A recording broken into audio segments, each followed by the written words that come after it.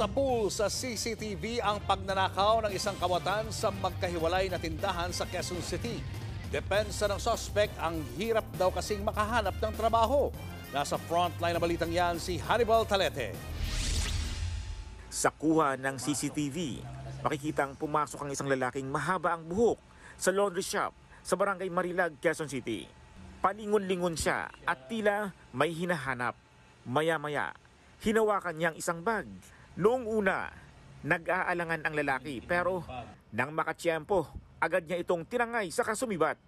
Huli na nang mapansin ng babaeng bantay na nawawala ang bag. Ang eksenang yan nangyari noong linggo. Ilang araw bago ang pagnanakaw, isang pet shop ang unang pinuntirya ng suspect noong September 22. Dire-diretso siya sa tindahan. Nagmasid hanggang sa tangayin ang cellphone na nasa counter sa baytakas. Ayon po sa empleyado natin, pumasok po siya ng CR. Then, pagbalik niya, napansin niya wala na sa table yung bag. Doon naman po sa pet shop, ang akala ng empleyado is na-misplace niya yung cellphone niya. Namukhaan ang suspect sa mga CCTV. Agad nagsagawa ng follow-up operation ang mga pulis at naaresto ang 41 anyos na magnanakaw. Ayon sa mga otoridad, nakasuhan na ang suspect noong November 2024 matapos mag-akyat bahay. Depensa niya.